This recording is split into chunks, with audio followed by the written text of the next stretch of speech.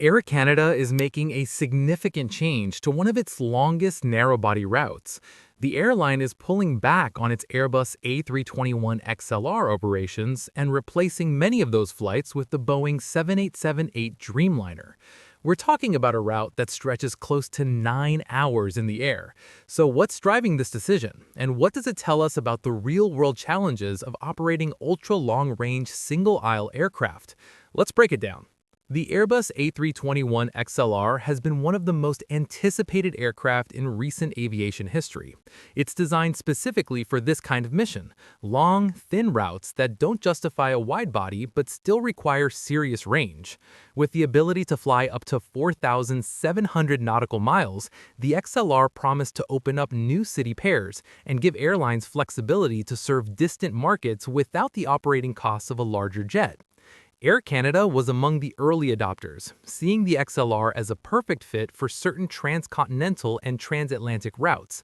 But now, just months into service, the airline is scaling back its use on this particular 9-hour route, opting instead for the 787-8, a twin-aisle, wide-body aircraft with significantly more capacity and range. So why the change? According to the airline, the decision comes down to performance, specifically performance in high temperatures. The 787-8 handles hot weather conditions better than the A321XLR, especially during the summer months when temperatures can spike. This matters more than you might think.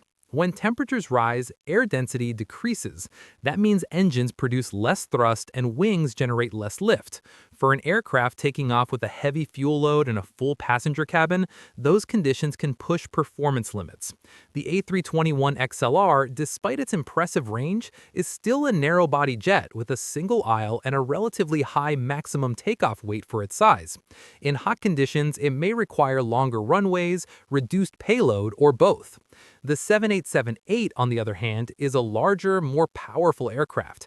It's designed from the ground up for long-haul operations, with advanced engines, more wing area, and better thermal management. That gives it more margin when conditions aren't ideal. And on a 9-hour route with full passenger loads, those margins matter. This move highlights a broader reality in aviation. Theoretical capability and operational practicality don't always align perfectly. The A321XLR can fly the distance, no question, but flying the distance profitably, reliably, and comfortably in all conditions is a different challenge. By switching to the 787-8, Air Canada gains more than just performance headroom.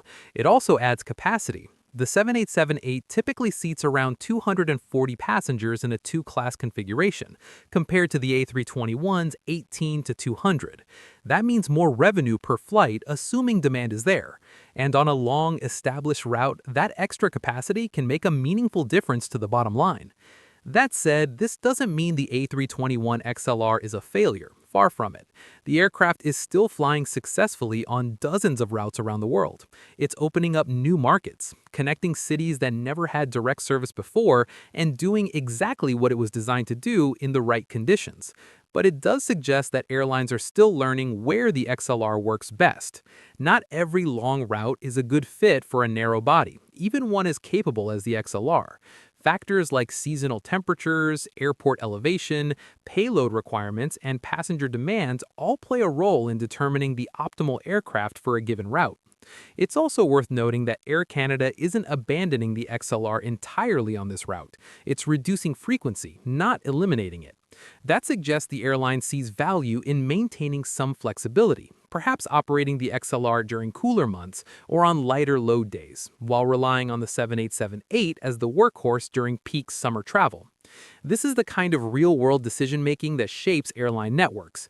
It's not just about having the newest, longest-range aircraft. It's about matching the right tool to the job, considering all the variables that affect performance, cost, and customer experience. What do you think about this decision? Does it make sense to swap the XLR for the Dreamliner on these long routes, or should airlines push the narrow-body limits even further? Let us know in the comments below.